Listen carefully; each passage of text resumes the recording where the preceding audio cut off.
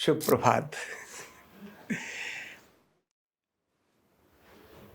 सुखी व्यक्ति के लिए जो महत्वपूर्ण शब्द प्रयोग किए जाते हैं उनमें से एक प्रयोग किया जाता है मुदिता। क्या प्रयोग किया जाता है? मुदिता। कल मैंने बात की थी और की थी कृतज्ञता की, कृतज्ञ होना, लेकिन कहा कि मुदित होना। मुदिता मतलब प्रसन्न होना। प्रसन्न मतलब जो अपने से बड़े हैं, अपने से ज्ञानवान हैं, उनको मिल करके प्रसन्न होना। जब आप उन्हें मिले तो उनसे प्रसन्न हो। तो ये प्रसन्न होने से लाभ क्या है और क्यों प्रसन्न होना चाहिए?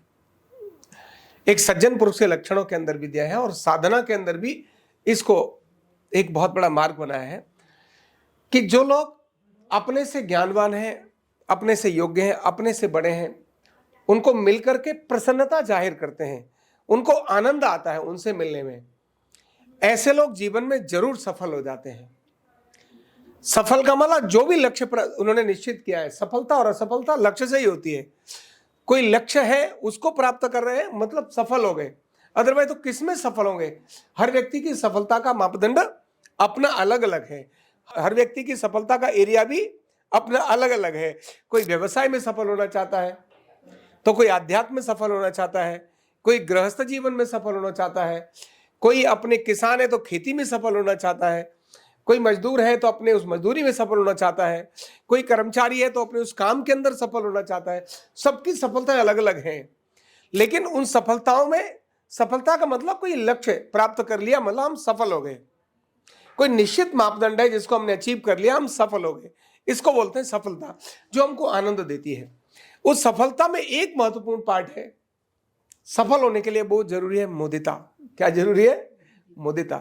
और मुदिता का मतलब यह होता है कि हम जो भी हमारे से अधिक ज्ञानवान हैं, जो हमसे बड़े हैं, हम उनको कभी भी मिलते हैं, कहीं भी मिलते हैं, तो उनसे प्रसन्नता जाहिर करते हैं। होता अलग है।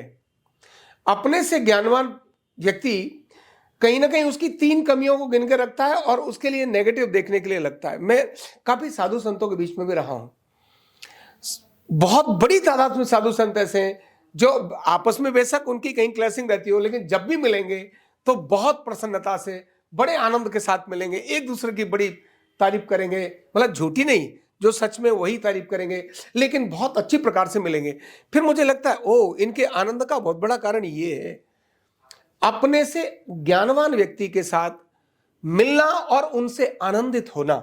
यह आत्म शांति के लिए, आत्म आनंद के लिए बहुत जरूरी है, जीवन की सफलता के लिए भी बहुत जरूरी है। अगर जब भी हम अपने से बड़े के साथ मिलते हैं और वहां मुदिता ना होकर, वहां आनंद ना होकर, वहां पर कहीं क्लैशिंग हो रही है, वहां कहीं ईर्ष्या हो रही है, वहां कहीं थोड़ी जलन हो रही है, या वहां कुछ अनइजीनेस हो रही है, इसका मतलब है मुदिता में क्या है? कमी है। तो मुदिता को लेकर आने की आवश्यकता है। तो जीवन में सफल होना है तो अपने से बड़े, ज्ञान में, उम्र में भी हो सकते हैं, लेकिन ज्ञान में और समझ में जो बड़े हैं उनके साथ जब भी मिलो, बहुत हृदय से, प्रसन्नता से मिलो, विनम्रता के साथ मिलो, तो अपने आप ही आपकी प्रगति और उन्नति होती ही चली जाएगी।